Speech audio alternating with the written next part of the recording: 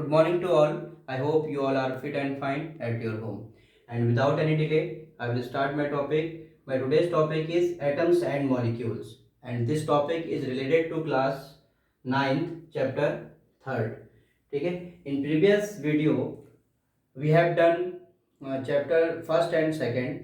And in this video, I will explain about atoms and molecules. Okay. तो atoms and molecules, atoms को हमने पहले भी पढ़ लिया है बेटा. What is the meaning of atoms? Atoms are particles. ठीक है. एटम्स और पार्टिकल्स दोनों ही बेटा सेम थिंग्स होती हैं. एटम्स मीन्स और पार्टिकल मीन्स दोनों ही आपका सेम होगा. तो पार्टिकल्स के बारे में हमने पहले पढ़ा था. तो पार्टिकल्स क्या होते हैं? These are the components of matter. ठीक है. तो ये क्या होते हैं? मैटर के कंपोनेंट्स होते हैं. तो particles are the components of matter. तो I think we can say atoms are also the components of matter. तो हम इसको यहाँ एटम्स क्या डिफाइन करेंगे?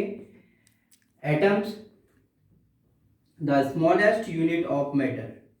तो हम क्या बोलेंगे?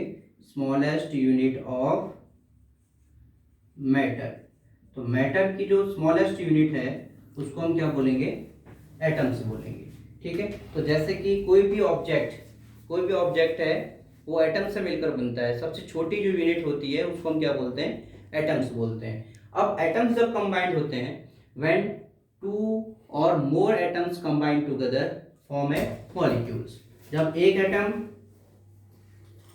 दूसरे एटम से कंबाइंड होता है तो क्या बनाता है बेटा? मॉलिक्यूल. ठीक है. तो मॉलिक्यूल फॉर्मेशन कब होता है? जब एटम कंबाइंड होते हैं. ओके. और एटम क्या होते हैं? Atom are smallest unit of matter. तो सबसे छोटी यूनिट जो होती है मैटर की वो एटम होती है. और एटम जब कंबाइंड होते हैं तो मॉलिक्यूल बनते हैं. तो कुछ एटम्स के आपको मैं एग्जांपल्स दूंगा. तो और उस एटम्स के सिंबल्स भी आप नोट में आप राइट करोगे. ठीक है. पहला जो एटम है, सबसे पहला जो एटम है वो आपका हाइड्रोजन है. हाइड्रोजन का जो सिंबल होगा वो होगा आपका H. सेकेंड वन मैं ले लेता हूँ oxygen. Oxygen is also atom. इसका सिंबल होगा O. ठीक है. नाइट्रोजन का सिंबल हो जाएगा N. ठीक है. All this atoms, name of the atoms and symbols of atoms are given in your book and you will write from your book and you will learn also. ठीक है. I will ask some symbols and these atoms like this. suppose आपको करना क्या है कि hydrogen and hydrogen ये atom है और दोनों एटम कंबाइंड होने के बाद क्या बनाते हैं? हाइड्रोजन गैस और हाइड्रोजन मॉलिक्यूल. तो ये क्या बन गया आपका? Hydrogen molecule. और ऑक्सीजन एक एटम और ऑक्सीजन का दूसरा एटम दोनों कंबाइन होने के बाद O2 मॉलिक्यूल बनेगा. ठीक है. तो ये आपका मॉलिक्यूल है और ये भी मॉलिक्यूल है और ये आपके क्या हैं? एटम्स हैं. तो these are the atoms and these are molecules. तो ये मॉलिक्यूल है बेटा. और जैसे नाइट्रोजन भी हम कंबाइन कर सकते हैं. नाइट्रोजन एंड नाइट्रोजन N2 ये भी आपका मॉलिक्यूल है. तो मॉलिक्यूल और एटम्स आपको समझ में आ गए. तो अब हम मॉलिक्यूल्स को डिवाइड करेंगे. मॉलिक्यूल्स को हम यहाँ पे डिवाइड करेंगे. मॉलिक्यूल्स को हम डिवाइड करेंगे टू कैटेगरी में फॉर्मेशन के अकॉर्डिंग. तो पहला होगा homo atomic molecule and second one is hetero atomic molecule. Homo atomic, homo आपको नेम से पता चल रहा है. सेकंड चैप्टर में भी आपने पढ़ा है होमो और हेट्रो के बारे में. होमो मीन्स होता है सेम. ठीक है. और हेट्रो मीन्स होता है डिफर, अलग अलग. ठीक है. जब होमो एटॉमिक की बात आएगी तो इसका मतलब है कि ऐसे मॉलिक्यूल्स जो सेम एटम से मिलकर बनते हैं. ठीक है. The molecules which are made by same atoms like as a hydrogen and hydrogen H2 बन गया. तो ये हाइड्रोजन मॉलिक्यूल जो है वो हाइड्रोजन और हाइड्रोजन से मिलकर बना है, यानी कि दोनों ही एटम आपके सेम हैं. लेकिन हेट्रो का एग्जांपल लेते हैं. C+O+O तो यहाँ क्या बन जाएगा CO2। तो कार्बन डाइऑक्साइड कितने एटम से मिलकर बनी है, 3 एटम से, 2 oxygen atom and 1 carbon atom. तो ये एटम और ये एटम दोनों ही आपके डिफर एटम्स हैं, ये तो भले ही सेम है लेकिन यहाँ पर एक डिफर एटम भी हम इसमें इंक्लूड कर दिया हमने, कार्बन। तो CO2 क्या है आपका, हेट्रो एटॉमिक मॉलिक्यूल है। ठीक है, तो मॉलिक्यूल को हमने 2 कैटेगरी में डिवाइड कर दिया है। सॉरी, यहाँ पर आप मॉलिक्यूल्स सी मिसप्लेस हो गया है। ठीक है, तो मॉलिक्यूल को आपने डिवाइड कर दिया है। ठीक है, मॉलिक्यूल को आपने डिवाइड कर दिया 2 कैटेगरी में, होमोएटॉमिक एंड हेटेरोएटॉमिक। होमोएटॉमिक का मतलब होता है जहां पर सेम एटम्स होंगे, when same atoms combine together form a molecule, तो this type of the molecules are known as homoatomic molecules, and heteroatomic molecules when two or more than two differ atoms combine together form a molecule, the molecules are known as heteroatomic molecules. Okay, तो होमो and hetero के बारे में मैंने आपको बता दिया है। ठीक है, तो एटम्स एंड मॉलिक्यूल्स ये टॉपिक आपका कंप्लीट है। अब नेक्स्ट है बेटा, इसमें आपके कुछ लॉज हैं, आपके बुक में दिए हुए हैं laws.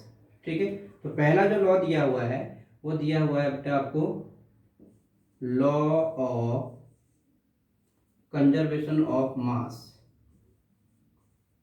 Conservation of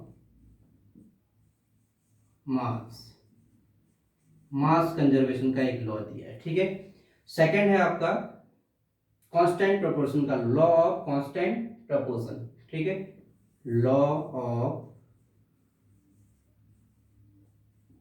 constant proportions.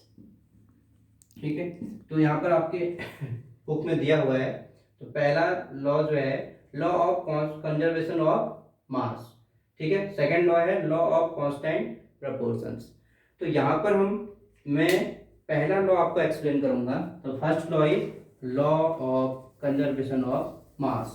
आपको कंजर्वेशन से पता चल रहा है, कंजर्व का मतलब होता है कि वो चेंज नहीं होगा, जो चेंज नहीं होता है उसको हम बोलते हैं कंजर्व रहना, सेम रहना। ठीक है, तो यानी कि कोई भी कंपाउंड जो है वो एटम से मिलकर बनता है, आपने पहले पढ़ा था अभी। तो एटम जब कंबाइंड होते हैं तो क्या बनता है, कंपाउंड या फिर मॉलिक्यूल फॉर्मेशन होता है। तो वो जब कंबाइंड होते हैं उस वक्त और कंबाइंड होने के बाद दोनों का मास सेम रहेगा, like this C plus O2 CO2 बन गया। ठीक है, तो सपोज आपके पास 6 ग्राम है कार्बन एंड 12 ग्राम ऑक्सीजन है, तो यहाँ पर आपका 18 ग्राम कार्बन डाइऑक्साइड रहेगा, यानी कि इसका मास जितना पहले था और यहाँ पर इन दोनों का जो समेशन होगा वो प्रोडक्ट के इक्वल होगा। इस वाले पोर्शन को हम क्या बोलते हैं, रिएक्टेंट।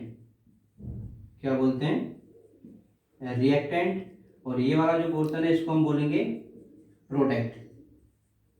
ठीक है, तो बिफोर द रिएक्शन और आफ्टर द रिएक्शन, ये एरो से पहले वाला जो है बिफोर द रिएक्शन है, रिएक्टेंट जब थे, एंड आफ्टर द रिएक्शन जो है CO2 बन गया। तो C प्लस O2 का जो वेट होगा या मास होगा वही कार्बन डाइऑक्साइड गैस का मास होगा। तो इसकी एक्टिविटी आपकी बुक में दी हुई है।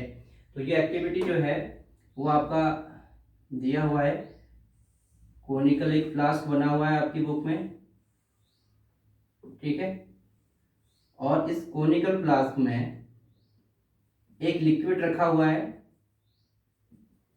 In conical flask having a liquid name is X, and एक हुक में, यहाँ पर हुक है और हुक में एक थ्रेड की हेल्प से एक टेस्ट ट्यूब को टिल्ट किया है, टेस्ट ट्यूब। ठीक है, और इस टेस्ट ट्यूब में क्या फिल किया है, Y। ठीक है, X किसके अंदर है, कोनिकल फ्लास्क के अंदर X रखा हुआ है और Y। तो सबसे पहले हम इसका क्या है, ये पूरा एपरेटस का हम वे कर लेंगे। सपोज वे पूरा कंप्लीट कितना आ गया, 18 ग्राम। ठीक है, X और Y दोनों को हम वे करेंगे तो इस कॉनिकल फ्लास्क में, और ये पूरा ऊपर एक कार्क लगा हुआ है। कार्क का मतलब है कि इससे कोई भी अगर चीज है गैस हो गई तो वो ऊपर ना जाए, इस कॉनिकल फ्लास्क के ही अंदर रहे। तो X एंड Y एक्स एंड वाई दोनों ही कंपोनेंट है। अब इन दोनों कंपोनेंट को बिफोर द रिएक्शन हमने इसको वे किया, 18 ग्राम आया। अब हमने क्या करेंगे, इस थ्रेड को थोड़ा सा निकाल देंगे। अब थ्रेड को थोड़ा ढीला करेंगे तो ये जो आपका टेस्ट ट्यूब के अंदर कोई भी जो कंपोनेंट है, वाई कंपोनेंट है, वो एक्स के अंदर मिक्स हो जाएगा। अब वो रिएक्शन करेगा, ठीक है। अब एक्स एंड वाई ने जब रिएक्शन करी, रिएक्शन करने के बाद हम इसको वे करेंगे, तो रिएक्शन करने के बाद भी इसका वेट 18 ग्राम ही होगा। तो इसका मतलब क्या है, बिफोर द रिएक्शन और आफ्टर द रिएक्शन मास क्या रहा, सेम रहा, यानी कि मास कंजर्व रहा। तो इसी को हम बोलते हैं law of conservation of mass. तो law of conservation of mass समझ में आ गया आपको, ठीक है। तो यहाँ पर दो रिएक्टेंट हैं एक्स एंड वाई, पहले हमने इनको मीट नहीं किया, ठीक है। तो आफ्टर यानी कि पहले हमने इसको मीट नहीं किया लेकिन वे कर लिया। तो आफ्टर वेइंग फिर हमने क्या किया, इसको यहाँ से थ्रेड को थोड़ा सा लूज कर दिया। लूज करने के बाद ये जो टेस्ट ट्यूब है ये वाई में मिक्स हो जाएगी, ठीक है। और मिक्स होने के बाद रिएक्शन करेंगे, और रिएक्शन करने के बाद प्रोडक्ट बनाएंगे। और उस प्रोडक्ट बनने के बाद हमने इस कोनिकल फ्लास्क का वे किया। तो वे करने के बाद इसका वे 18 ग्राम आया, ठीक है। तो इससे प्रूफ होता है कि जो मास है वो पहले और बाद में दोनों कंडीशन में कंजर्व रहा। कंजर्व रहा का मतलब कम ज्यादा नहीं हुआ।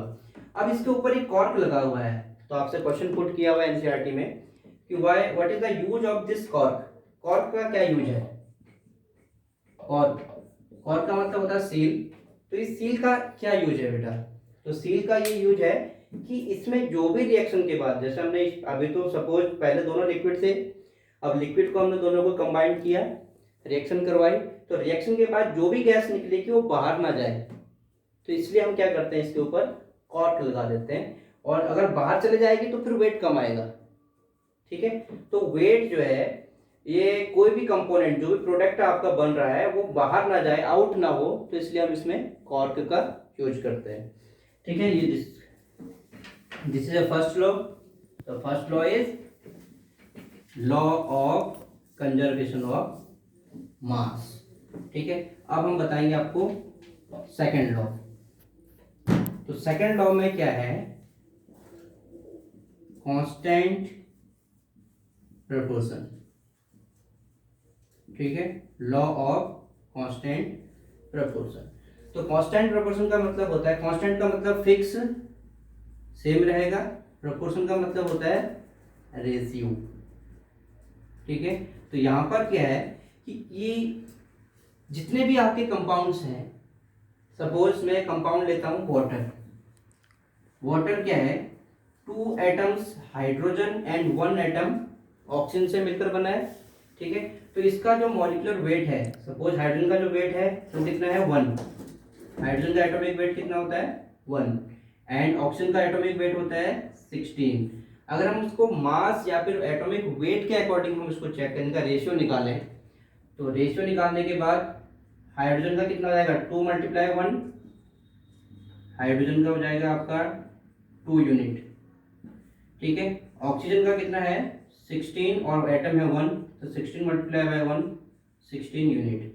अब हाइड्रोजन एंड ऑक्सीजन का हम रेशियो निकालेंगे H/O, तो ये आएगा आपका 2/16।